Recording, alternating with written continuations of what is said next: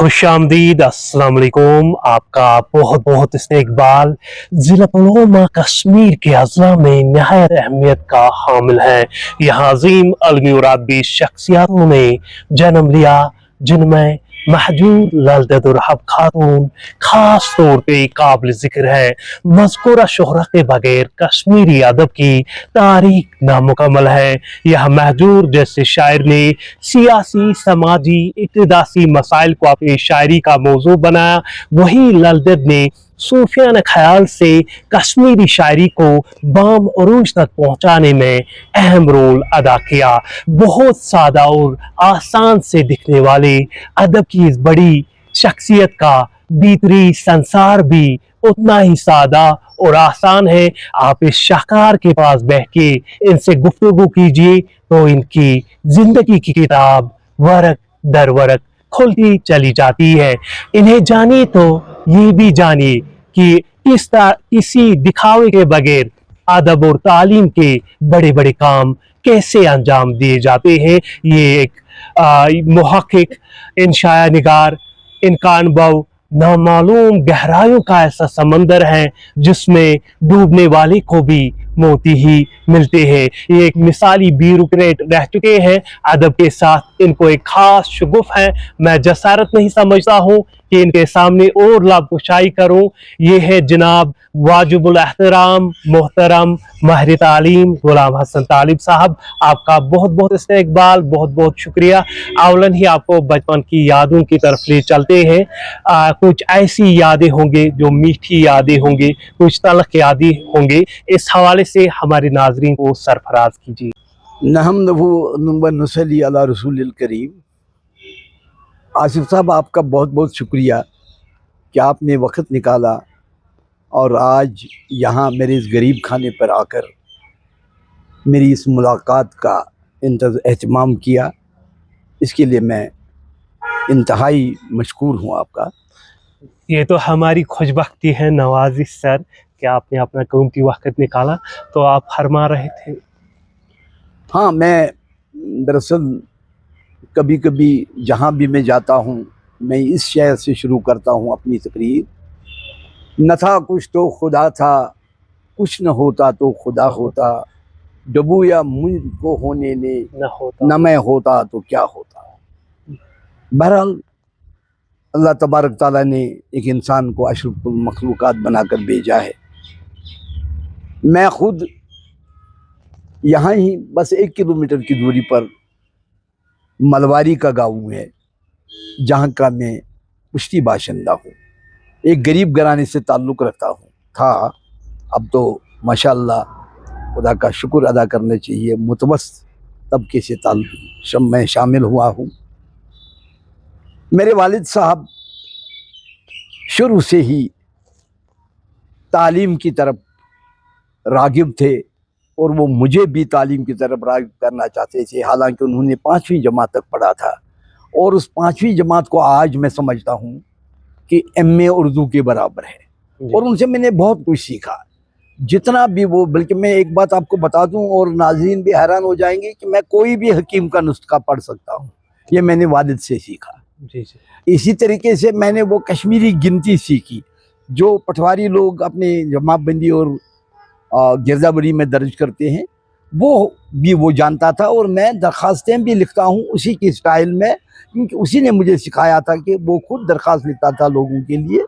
तो उसके बाद उसने मुझे स्कूल में दाखिल कर दिया। हमारा स्कूल एक प्राइमरी स्कूल था पहले, बाद में एक मिडिल स्कूल बना और उसमें वो निवा में था। और उसमें 2 असातिज़ा मुझे याद हैं, एक मरहूम गुलाम हसन ठोकर साहब जो गुडूरा के थे और दूसरा मौलाना उमर साहब जो नापोरे नागाम जैसे लोनपोरा भी कहते हैं वहाँ के थे। मैंने जब पढ़ाई ख़त्म की 8वीं जमात तक, तो उसके बाद मुझे मेरा दाखिला Mahjoor memorial government higher secondary school Pulwama में हुआ, जहाँ आज वो जम्मू कश्मीर बैंक की पार्क है, वहीं पे हमारी इमारत थी। उसमें मुझे पढ़ने के दौरान 2 टीचर मिले।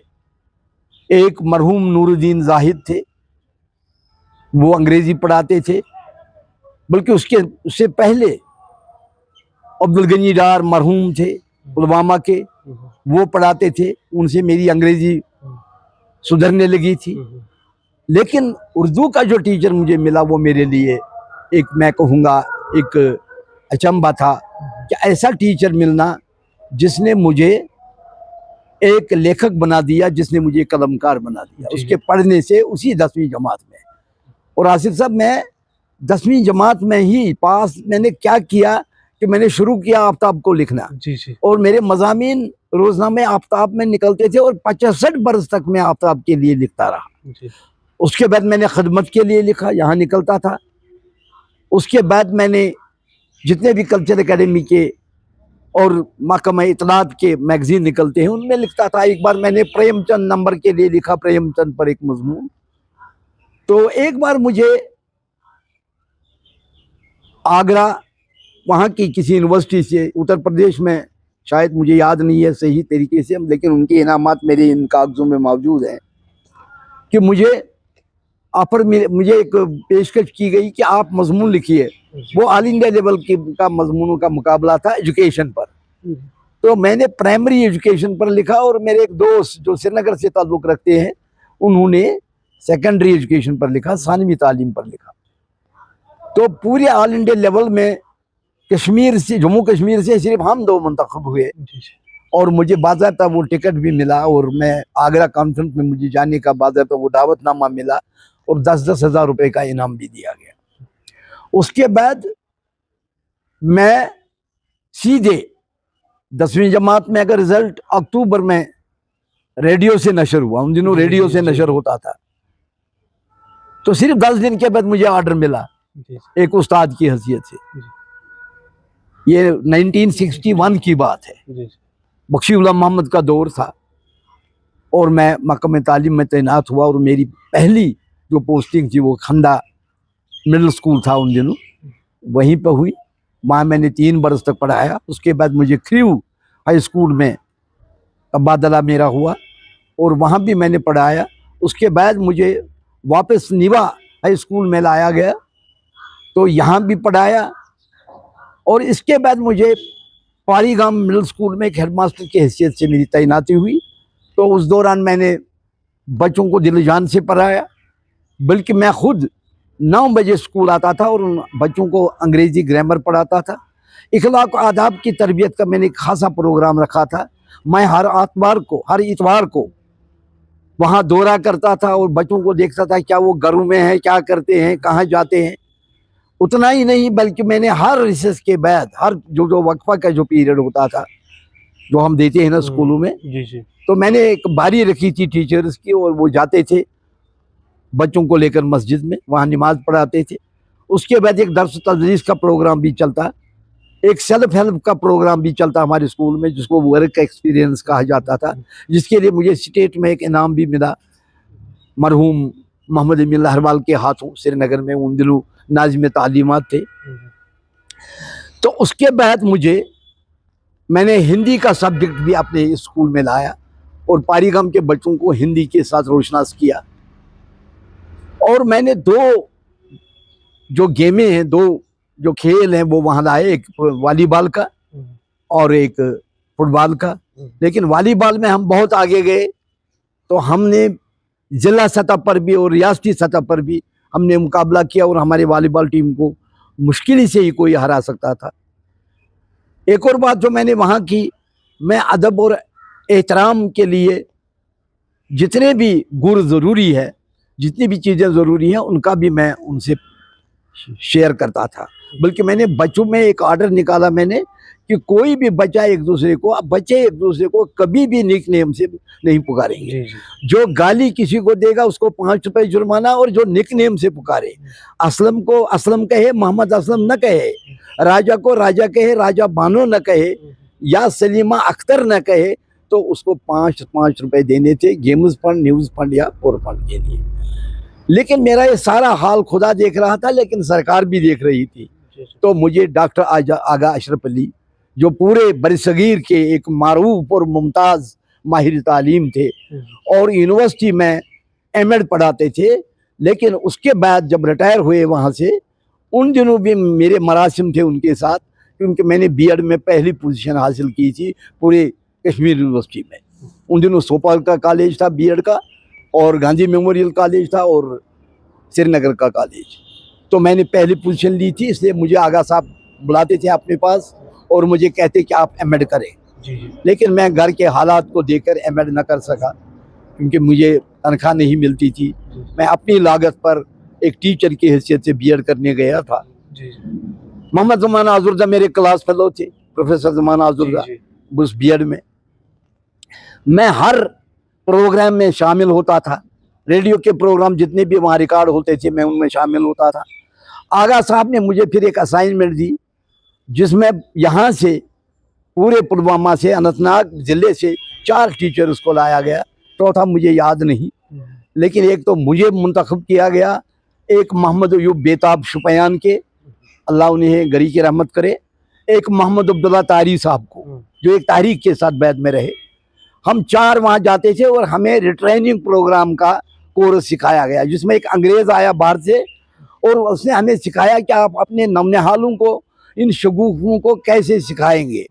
उस सिखाने की ट्रेनिंग को कहते थे रिट्रेनिंग प्रोग्राम। तो उसमें जब हम ट्रेंड हुए, फिर हमें कहा गया कि आप मुख्तलिफ स्कूलों में जाकर असातिज़ा को ट्रेंड कर लो। तो मैंने कहा ना, मैं पुलवामा ज़िले में नहीं जाऊँगा, ना अनंतनाग, मैं श्रीनगर में रहूँगा। फिर मैंने बागी दिलावर खान स्कूल और कोठीबाग गर्ल स्कूल और एमपी स्कूल और छानापुरा के स्कूल और वाथोरा के स्कूल, बहुत सारे स्कूलों में मैंने तरबियती प्रोग्राम शुरू किए और कश्मीर के हर सेहत अफ़ज़ा मुकाम की सैर की उन असातिज़ा के साथ। किसी सेहत अफ़ज़ा मुकाम को नहीं छोड़ा।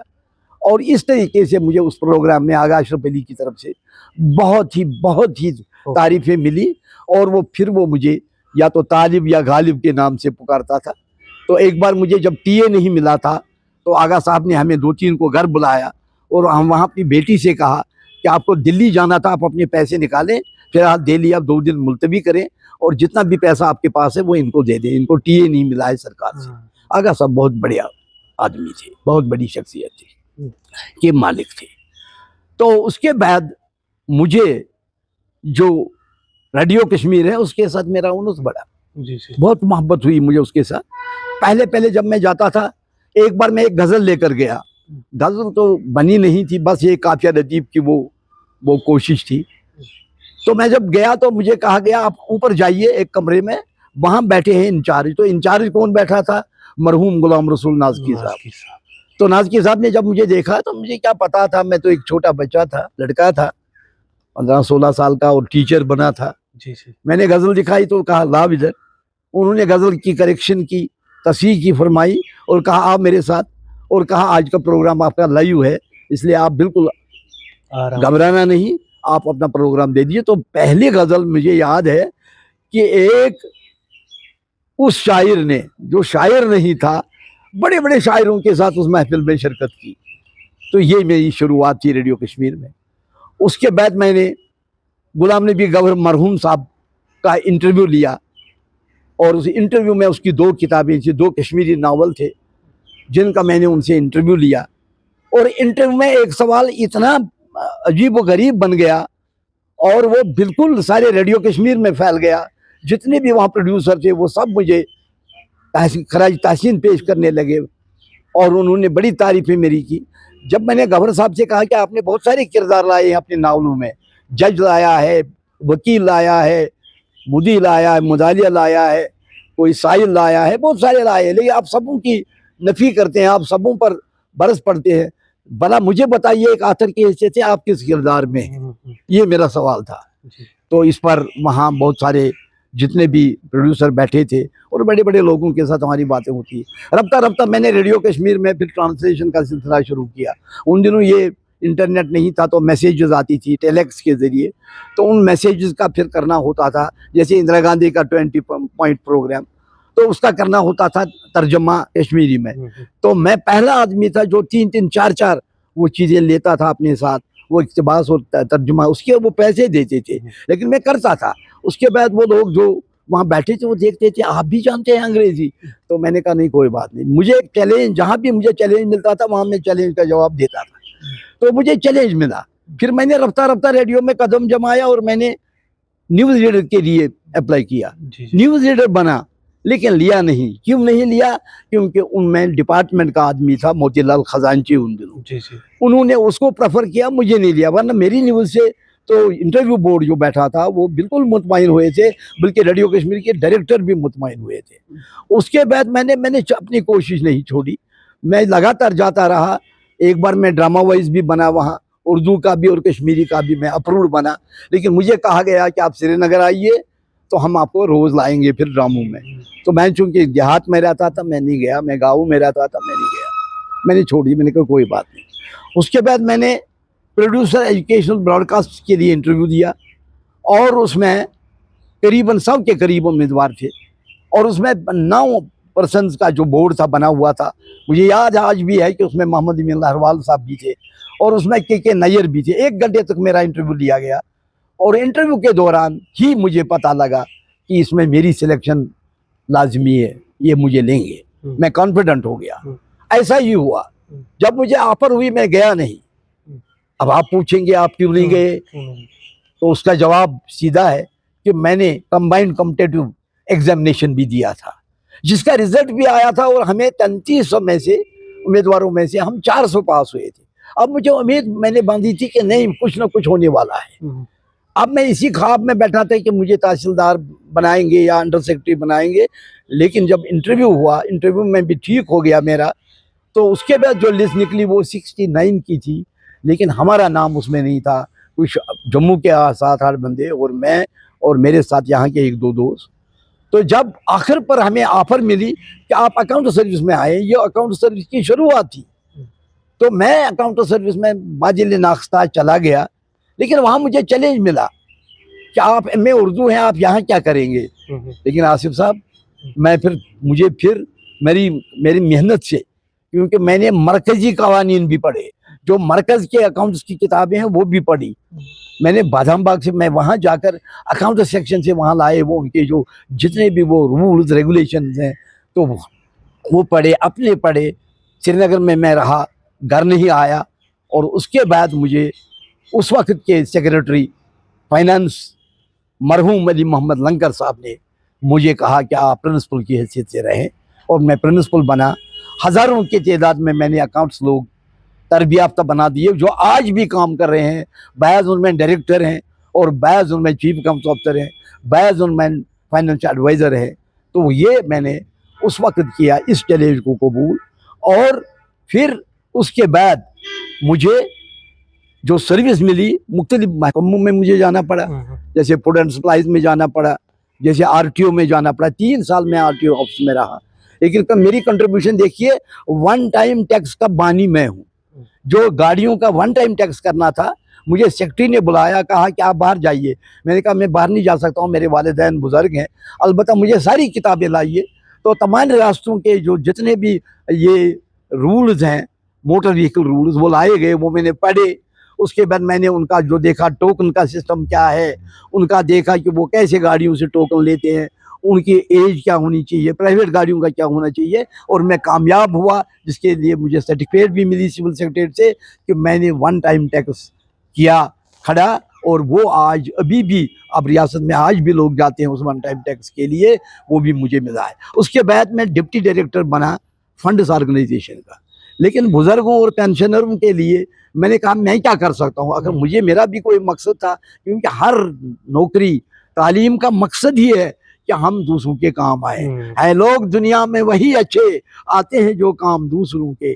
तो मैंने ग्रीवियंस सेल कायम की, जो बहुत मशहूर हुई, तमाम अखबारों में निकला कि ग्रीवियंस सेल में आइए और अपनी ग्रीवियंस पेश कीजिए। तो इस तरीके से मैं बहुत सारे लोगों के मसले हल करने में कामयाब रहा।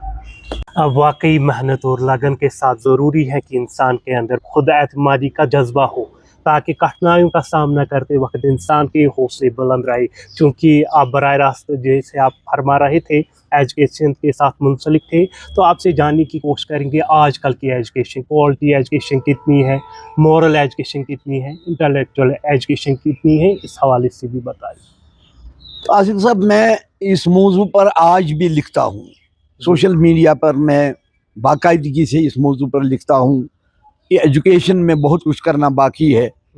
ایک تو جو ٹیچر اپنے آپ کو سمجھتا ہے کہ میرا کام صرف درسی کتابوں کا پڑھانا ہے، وہ بات نہیں ہے.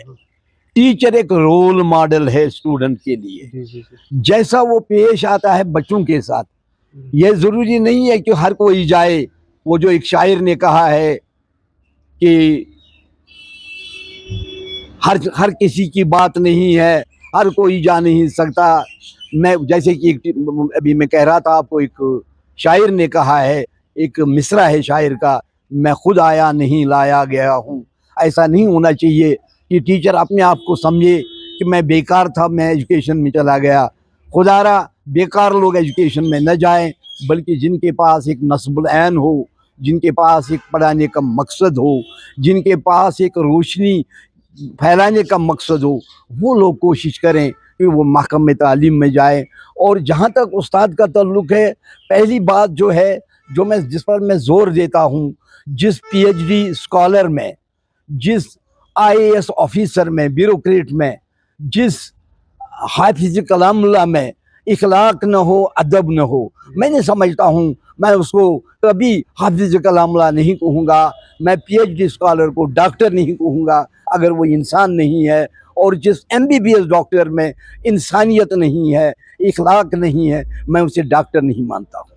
تو میرے سامنے وہی تعلیم اچھی ہے جس کے ساتھ اخلاق و آداب کی تربیت بھی ہو. تو لہٰذا یہ استاد کا کام ہے کہ وہ اپنے کلاس میں جب جائے، پہلے اپنے آپ کو دیکھے کہ میں جب گھر سے نکلا، کیا میں ایک نمونہ بن کے نکلا یا ایک ہیرو بن کے نکلا، یا ایک پتہ نہیں وہ خدا بچائے ایک ایسی قسم کا ایک اوباش ٹائپ کا آدمی بن کر نکلا. اس کے کپڑوں میں بھی استاد کا وہ رتبہ ہونا چاہیے، اس کے اٹھنے بیٹھنے میں بھی استاد کا رتبہ ہونا چاہیے. اس کے پاس جو آداب ہوں گے، اسٹوڈنٹ اس کا نقل کریں گے، اس صحبت سے وہ فائدہ اٹھائیں گے. تو یہ تعلیم کا ایک مقصد ہے. دوسری چیز ہے کہ ہم جو پڑھاتے ہیں ہر جگہ ایک ہی پڑھاتے ہیں. سوپور میں پڑھاتے ہیں وہی سبجیکٹ، وہی مضمون، وہی ٹائٹل. اننت ناگ میں پڑھاتے ہیں تو وہی، بانہال میں پڑھاتے ہیں تو وہی. کیا فرق ہے کہ ہمارے بچے، جب میں دیکھتا ہوں کہ کہیں پہ ہمارے بچے آگے نہیں بڑھتے ہیں تو کہیں پر ہم دیکھتے ہیں کہ بچے بہت آگے بڑھتے ہیں. دراصل بچوں کے لیے جب استاد پڑھائے تو ریفرنس کا خاص خیال رکھنا چاہیے. اگر سارے بچے تو ایوریج نہیں ہوتے ہیں، بچوں میں انٹیلیجنٹ ہوتے ہیں، تو انٹیلیجنٹ بچوں کو ایکسٹرا ریڈنگ کی طرف، ایکسٹینسیو ریڈنگ کی طرف متوجہ کرانے کی ضرورت ہے. ان کو صرف اپنی درسی کتابوں تک محدود نہیں رکھنا چاہیے، بلکہ ان کے لیے تجویز کرنا چاہیے کہ بیٹا بیٹی تم یہ کتاب بھی پڑھو، تاکہ اس میں زیادہ سے زیادہ علوم جو ہیں وہ آ جائیں. اور اسے تکنیکی تربیت بھی ہونی چاہیے. میں کل ہی دیکھ رہا تھا کہ کلگام کے ایک اسکول میں ایک چوتھی جماعت کے بچے نے 3 مشینیں ایجاد کی ہیں جن کے بہت سارے فوائد ہیں. ان میں اے سی جی بھی، میں حیران رہ گیا.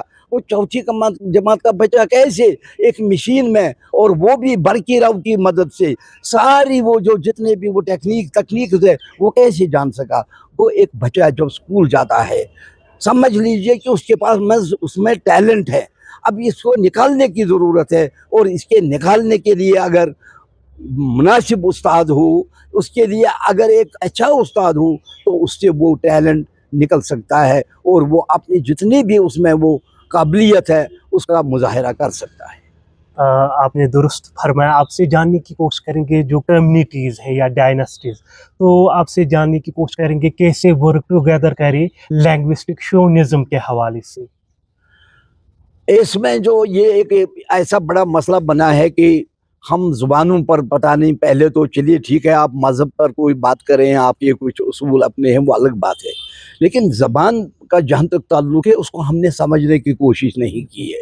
دیکھیے ہم مادری زبان سے پیدا ہوئے ہیں. ہماری مادری زبان جو ہے اس میں جو خیالات ہمیں آتے ہیں، ہمیں کوشش کرنی چاہیے کہ جتنا کچھ مادری زبان میں خزانہ ہے، جتنا ہم کو ملا ہے، جتنا ہم بول سکتے ہیں، کر سکتے ہیں، اتنا تو ہے. لیکن اس کے ساتھ ہی ہمارے پاس ایک میڈیم آف انڈرسٹینڈنگ کے لیے زبان ہونی چاہیے. وہ زبان ہونی چاہیے جس سے ہم ساری دنیا کو سمجھ پائیں. تو اس میں ہمیں انگریزی زبان کا بھی ایک خاص، اس میں کوئی تعصب کرنے کی ضرورت نہیں ہے، بلکہ جہاں پہ ہمیں سائنس کے علوم انگریزی زبان سے ملتے ہیں، ہماری کوشش ہونی چاہیے کہ اس کو ہم اپنی زبان میں لائیں جہاں پہ ہمیں ان کو لانے کی ضرورت ہے. تیسری بات یہ ہے کہ ہمارے پاس جتنی بھی زبانیں ہیں، جیسے کہ ہم کہتے ہیں مادری زبان، جب ایک تامل ناڈو کا، ایک بنگلور کا، ایک پنجاب کا بولتا ہے، ہم بھی اپنی مادری زبان رکھتے ہیں، تو مادری زبان کا کہاں یہ مطلب ہے کہ مادری زبان آپ بولتے ہیں لیکن پہنتے ہیں مغرب کا؟ تو یہ کون سی زبان کے ساتھ آپ وہ کرتے ہیں؟ یہ کھلواڑ کرتے ہیں۔ آپ دیکھیے ہماری زبان کا سرمایہ اور ہماری زبان کا جو ماضی رہا ہے وہ کتنا خوبصورت رہا ہے، اور ہماری باتیں کتنی خوبصورت ہیں۔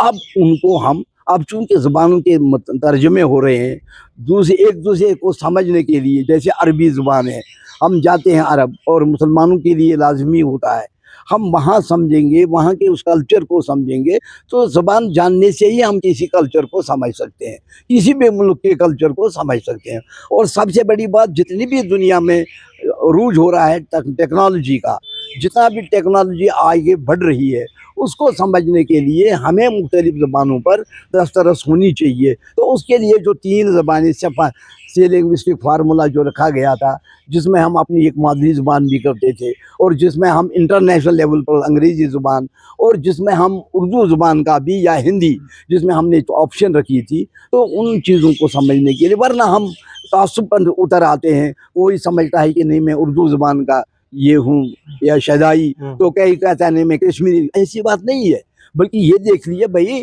ایک آریجن دیکھیے آپ نے، آپ پیدا کہاں ہوئے، پہلے آپ اس زبان کے ساتھ باضابطہ طور پر وہ پوری وفاداری کیجئے، اس کے بعد آپ دیکھیے آپ کے لیے اور کون سی زبان ہے۔ جیسے اردو زبان، بہت سارے بچے مجھے کہتے ہیں ہم اردو زبان جانتے نہیں، لیکن وہ یہ نہیں جانتے ہیں کہ قرآن مجید کا ترجمہ اور اس کی تفسیر اور احادیث مبارکہ اور جتنے بھی اسلامی کہانیاں ہیں وہ آپ کو اردو میں پڑھنی ہے۔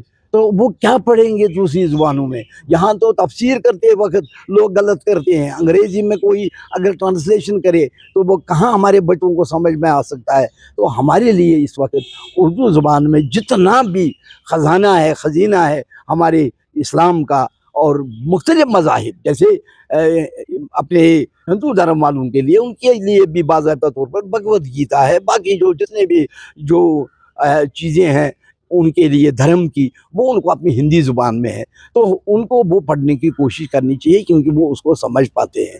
اور ہم کو اردو کی طرف راغب ہونا چاہیے، یہ نہیں سمجھنا چاہیے یہاں ایک وبا پھیلی انگلش میڈیم کی، اور جس سے ہمیں پریشانی پیدا ہو گئی۔ انگلش میڈیم ہم سمجھتے ہیں ہم ٹاک جو بن رہے ہیں، اور ہمیں آصف صاحب میں کیا بتاؤں، ہمیں ایک وبا آئی ہوئی ہے۔ ہم ایک طرف سے مسلمان ہیں اور دوسری طرف سے ہم موم بتی جلاتے ہیں اور اپنے بچے کا برتھ ڈے مناتے ہیں۔ اب اندازہ لگائیے ہم ہیں کیا؟ پہلے ہم اپنی پہچان کریں، ہم ہیں کیا؟ اگر ہم ریئلی ہیومن بینگ ہیں، کشمیری ہے، تو کشمیریت کا مظاہرہ کرنا چاہیے، نہیں تو یہ ایسے باتیں ہیں ان سے۔ اور ہاں ایک بات آپ مجھے معاف کریں گے، اور ناظرین بھی اس پر خفا نہ ہوں، کہ ہم کمانے کے لیے زبانوں کا یہ کاروبار کرتے ہیں۔ ہم سمجھتے ہیں کہ ہمیں اردو میں، ہمارے رائٹرز وہ کہتے ہیں آج ہمیں کشمیری میں کچھ تحائف ملنے والے ہیں، کچھ ایوارڈ ملنے والے ہیں، انعامات ملنے والے ہیں، آگے بڑھنے کا موقع ہے، تو میں کیوں نہ کشمیری پڑھوں؟ تو کوئی کہتا ہے نہیں میں اردو پڑھوں گا، اردو میں یہ گنجائش ہے، یہ سکوپ کے لیے اردو پڑھنا، یہ گنجائشوں کے لیے کشمیری پڑھنا، یہ اچھی بات نہیں ہے۔ بھئی آپ ریئل ایشو کی طرف جائیے اور دیکھیے کہ کشمیری زبان کا ہمارے لیے کتنا اس میں سرمایہ ہے ہمارے لیے، اور کتنی حسین اور خوبصورت زبان ہے وہ ہمارے لیے۔ ابھی بھی ہمارے شاعر، ابھی بھی رحمان ڈار کو ہم کوشش کرتے ہیں اس کی باتیں، اس کی غزلیں سنیں، ابھی بھی ہمیں بڑا مزہ آتا ہے۔ اور باہر کے لوگ ہمارے، ابھی حال ہی میں یہاں کے اس عبدالرشید جو سنگر ہیں بڑے مشہور، اس نے باہر کچھ نوجوانوں نے لیا اور اس کے میوزک کو، کشمیری میوزک کو، وہ الگ بات ہے کہ اس میوزک کا کیا ہوا، لیکن وہ کشمیری سے محظوظ ہوئے، اور ہم اس کشمیری کی طرف نہیں جاتے۔ میں پنڈتوں کو یہ خراج تحسین کروں گا کہ وہ بمبئی میں ہیں یا کسی بھی جگہ، لیکن مائیگریشن کے بعد اگر اس کشمیری زبان کو زندہ رکھا باہر ہندوستان کی مختلف ریاستوں میں، تو اس میں کشمیری پنڈتوں کا ایک بہت بڑا حصہ ہے۔ کتابوں سے مجھے یاد آیا، آپ کی بہت ساری کتابیں منظر عام پہ آئی ہیں، ایک تو آپ اس حوالے سے بھی بتائیں گے، دوسرا حب خاتون پہ بھی تھوڑا سا روشنی ڈالیں گے۔ آپ نے کتابوں کے بارے میں بات کی، جی جی جی جب میں نے سوچا کہ میں نے ارمان تو، لیکن خدا نے کہا آپ گھبراتے کیوں ہو، آپ ریٹائرمنٹ کے بعد بھی اپنے ارمان پورے کر سکتے ہیں۔ سب سے پہلی نظر میری ابراج فتح پر تھی کہ ابراج فتح کو کسی نے آج تک کشمیری میں تفسیر نہیں لکھی ہے، نہیں لکھی ہے، کیونکہ ترجمے تو کیے ہیں، بے شمار ترجمے موجود ہیں۔ میں سری نگر گیا، ساری ابراج فتح چھان ماری اور بڑے بڑے علماء دین سے ملا تو انہوں نے کہا نہیں لکھا ہے۔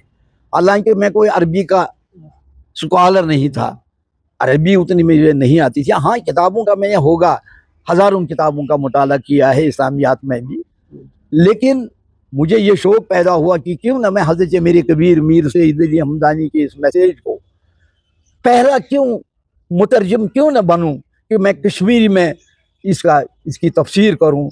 تو میں نے خدا کا شکر باوضو ہو کر لگ بھگ 2 برس تک میں اس تفسیر کے ساتھ جٹا رہا۔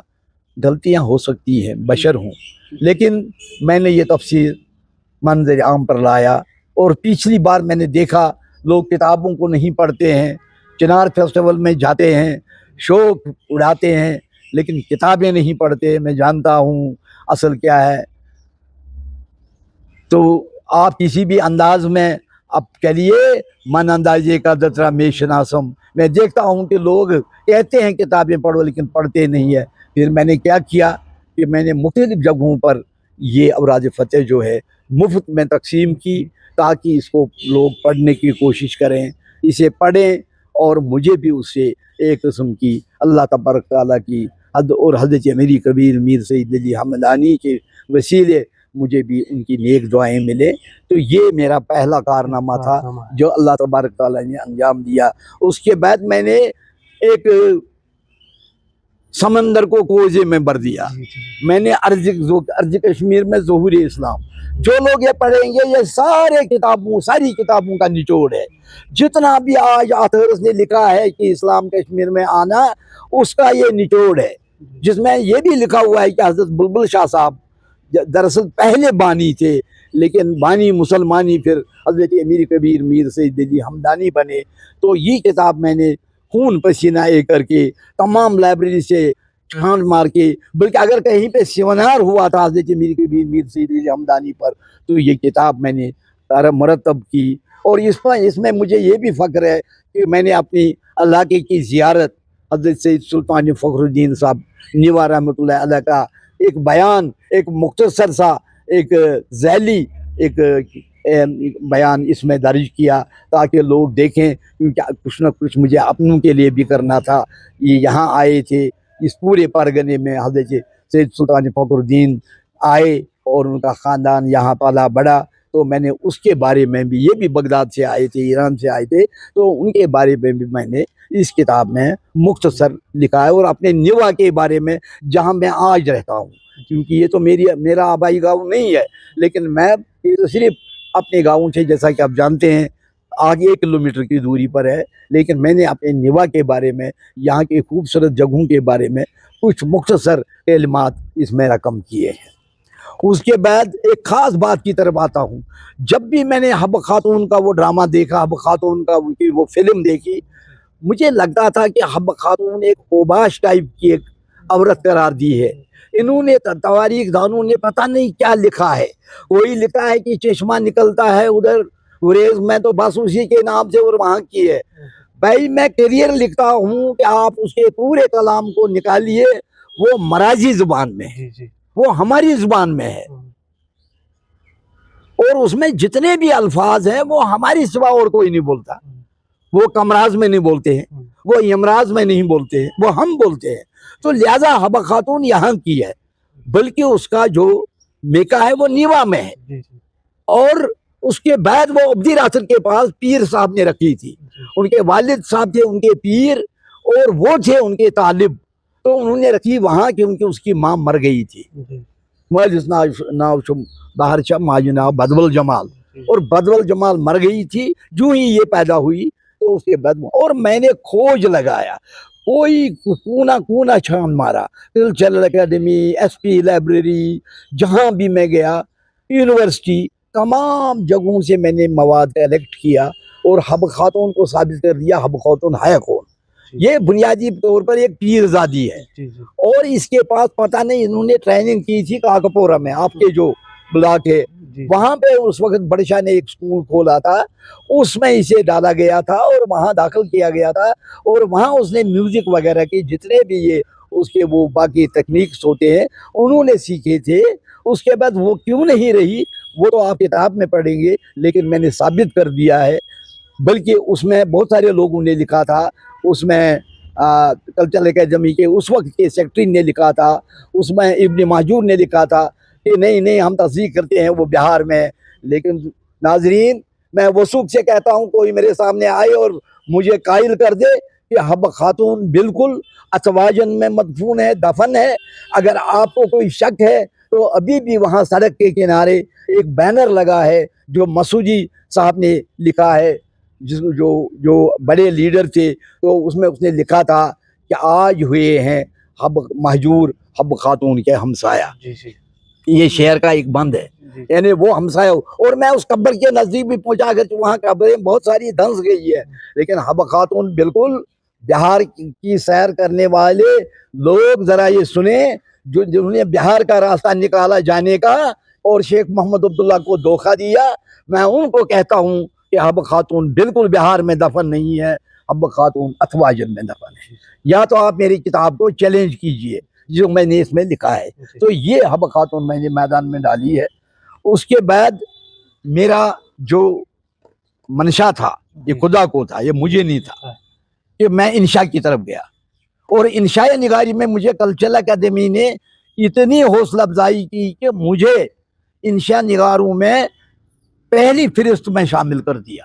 جتنے بھی کشمیر میں انشاء نگار ہوئے ہیں، چاہے ان میں پروفیسر زمان آزردہ ہیں، میں آج بھی اس میں چیلنج دیتا ہوں، جو کچھ میں نے انشاء نگاری میں لکھا ہے اس میں کچھ موضوع مشترکہ ہیں، مثلا کرسی ہے یہ مشترکہ ہے، بڑھاپا ہے یہ مشترکہ ہے، دل ہے یہ مشترکہ ہے، شرافت ہے، یعنی اس پر بہت سارے انشاء نگاروں نے لکھا ہے۔ وہ ذرا مقابلہ کریں، تنقید نگار مقابلہ کریں، میں نے کیا لکھا ہے کرسی پر، میں نے کیا لکھا ہے بڑھاپا پر، میں نے کیا لکھا ہے ریٹائرمنٹ پر، میں نے کیا لکھا ہے چہرے پر، 5-6 دیکھ لیں، وہ مقابلہ کریں اور مجھے بتائیں آپ کا لکھنا بہت ہی انفیریئر ہے یا آپ نے معیاری نہیں لکھا ہے۔ بلکہ میری کتاب کو، جیسا کہ میں نے آپ کو بتا دیا، حیدرآباد کے ایک انسٹیٹیوٹ نے، امیر النساء انسٹیٹیوٹ نے میری کتاب کو خاص انعام سے نوازا ہے، اور میری کتاب کا نام ہے گوہر صفرا۔ یہ میری کتاب ہے، اور اس کو نوازا ہے حیدرآباد کے امیر النساء انسٹیٹیوٹ نے، جہاں مجھے بلایا، دعوت دی گئی تھی۔ اب ان کی سند مجھے مل رہی ہے، اور پھر مجھے اس کتاب پر فخر الدین علی احمد میموریل لکھنؤ کی طرف سے باضابطہ مالی مدد ملی ہے۔